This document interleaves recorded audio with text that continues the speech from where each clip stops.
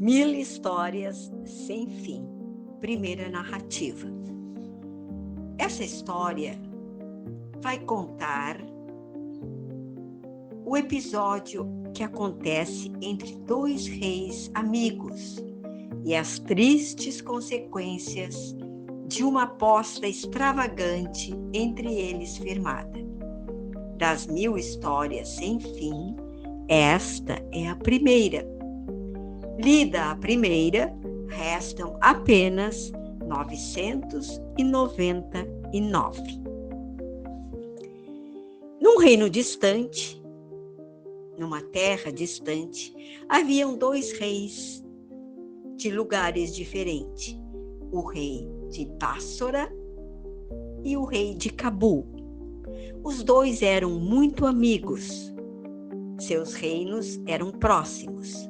Apesar da imensa diversidade de gênios, de jeito de ser, de caráter, eles eram amigos entre si. O rei Soleimão, que era o rei de Bássora, era uma pessoa bondosa, um monarca preocupado com seu povo, incapaz de violência, de tirania, estava sempre preocupado com o bem-estar de todos os seus súditos. Exatamente o contrário era o rei de Cabul, rei Ismael, sempre impiedoso, sempre perverso, inventava castigos, perseguia os humildes, estava sempre buscando guerrear, perseguia as tribos fracas e inofensivas. Apesar de seus gênios diferentes, entre eles eram muito amigos. Um dia, o rei Camil resolveu ir passar uns tempos no reino de Soleimã. E lá foi ele, com toda a sua comitiva, passar algum tempo com o seu amigo.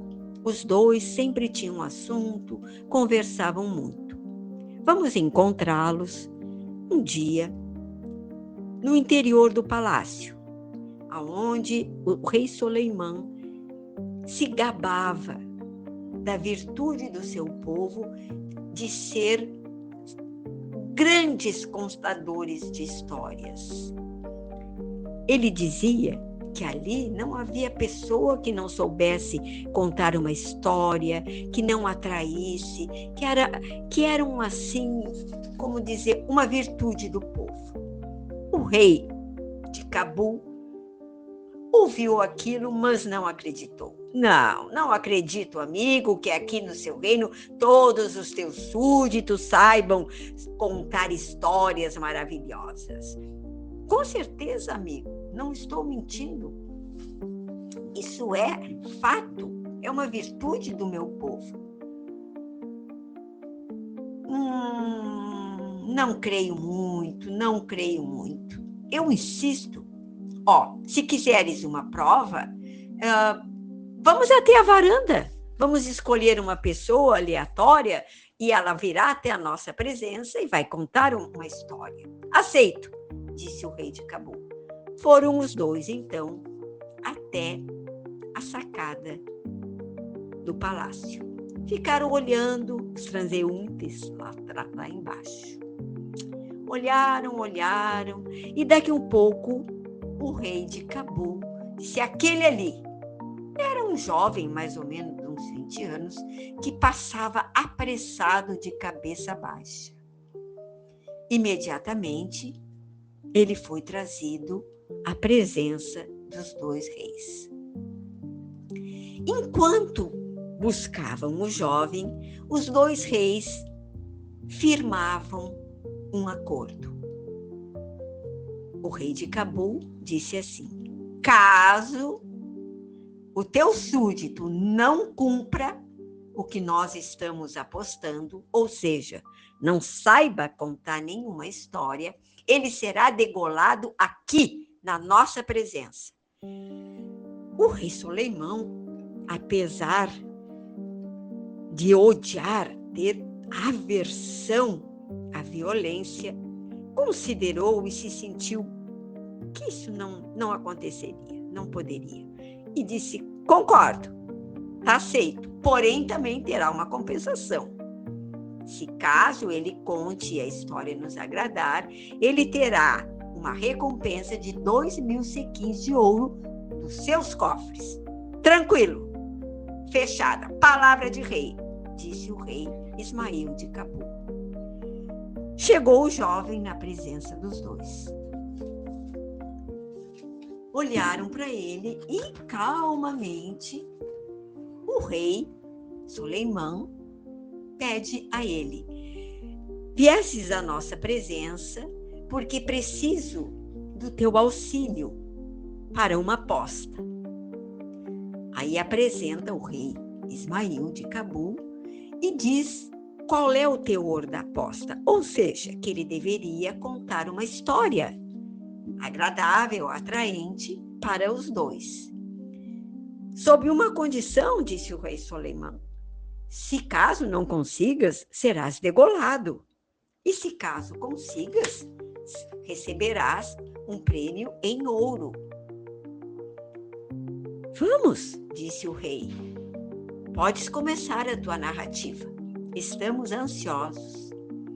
Para espanto e surpresa de todos que ali estavam, o jovem disse: Rei generoso, que Alá vos conserve feliz até o fim dos séculos, mas peço-vos perdão, não posso atender o vosso pedido.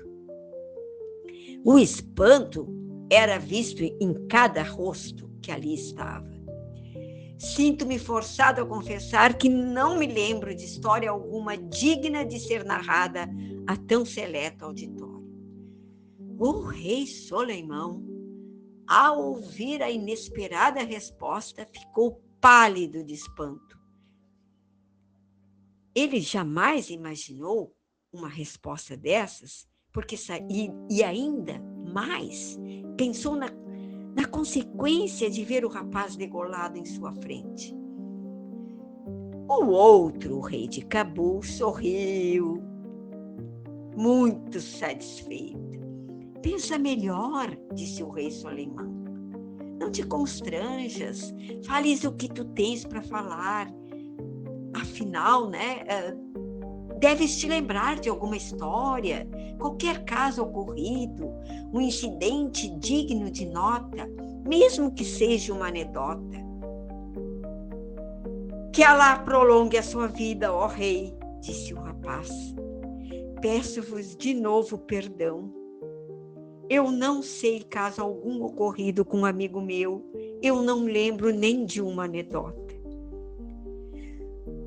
O rei Soleimã começou a ficar aflito e aí diz: narra-nos então um episódio da tua vida.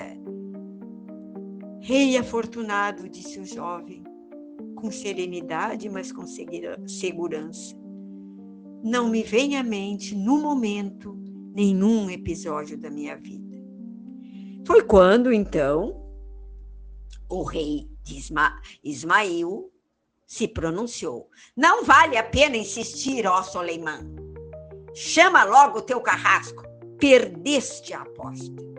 E num riso cheio de perversidade, bem dizia, vaidoso amigo, que os teus súditos não têm as ideias e a imaginação que supunhas.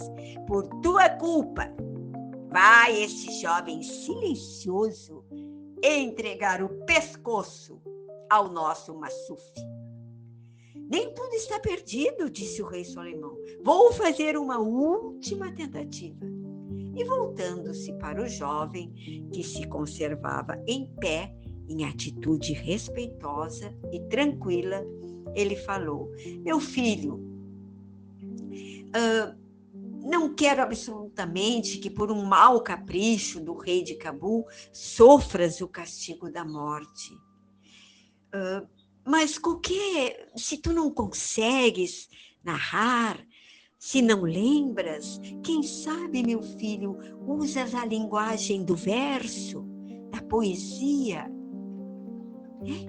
Darás, se inspiração tiveres, forma poética a uma lenda das nossas tradições. Teremos prazer em ouvir-te. Escuta o conselho do poeta. As tristezas dessa vida eu as deixo e abandono. De dia por muita lida, de noite por muito sono. Assim, o rei Soleimão tentou incentivar o jovem a usar a linguagem do verso, da poesia. Porém, o jovem diz: muito vos agradeço e agradeço vossa bondade, ó majestade. Entretanto, com profunda mágoa, me vejo obrigado a declarar que estou completamente deslembrado de qualquer caso, verídico ou não, fantástico ou não. Por isso cabe a mim o apelido que o rei Ismael me deu. Sou, infelizmente, o jovem silencioso.